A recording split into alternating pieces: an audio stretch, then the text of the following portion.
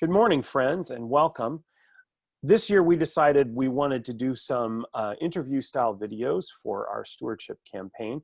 We're so grateful to be here with you. Joining me this morning is John Green, a member of our church council. Say hi, John. Good morning. And Larry Tucker, the chair of our church council for 2020. Good morning. And Leslie Young, our director of operations for the congregation. Nice to see everybody.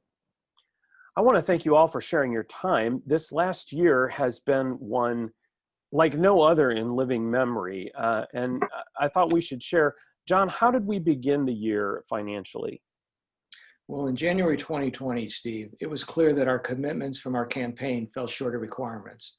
So to achieve a balanced budget and ensure adequate cash flow, we were going to have to reduce expenses. The good news is the council was well on the way in finalizing actions just as the COVID crisis hit. Obviously, COVID, from a financial standpoint, has made things much more difficult for us. Thanks for sharing that information with us, John, and for your transparency. Larry, you've been with the congregation a while. Does the amount of pledged giving for 2020, did that surprise you? No, not really, because over the last 5 or 10 years, Liberty United Methodist Church's operating budget has not actually been growing. In fact, when adjusted for inflation, it's been shrinking a little. You know, when that happens, it limits what we can do in the community. Leslie, you as our director of operations have worked with a team of people and with the council. How have we managed to keep our budget balanced this year? Well, to be honest, we were really lucky.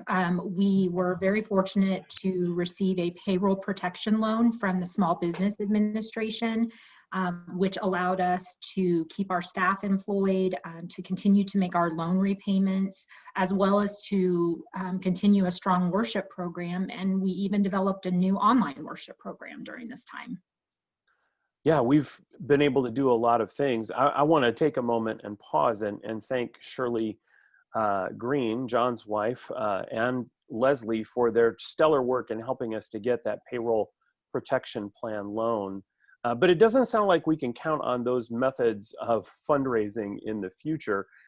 So what steps should we be taking in 2021 to help support the work of our ministry? It's vitally important that we work from a strong understanding of what the estimate of giving is going to be from the congregation. So when we send out the cards that you're all familiar with in a few weeks, and you return those cards, that information will provide the kind of information we need at the church council to make the wisest choices for next year's operating budget. Any other ideas that would help our congregation and its finances? I would like to recommend that everybody set up recurrent monthly giving online. This is even more important for LUMC going forward. It's really easy to do. You can change it at any time if your family's needs change. And having a recurrent gift, pledging that recurrent gift actually helps us monitor our cash flow and be good stewards of the congregation's finances. Thanks, Leslie. That's a great idea. Are there things that are good news that we should be sharing with our congregation as we close out the year? Yes, I'd like to share a couple. First, according to our latest projections, it's very likely that we'll finish 2020 in the black. And I think this reflects the amazing support from our congregation. Secondly, giving towards our Greater Thing campaigns has remained strong.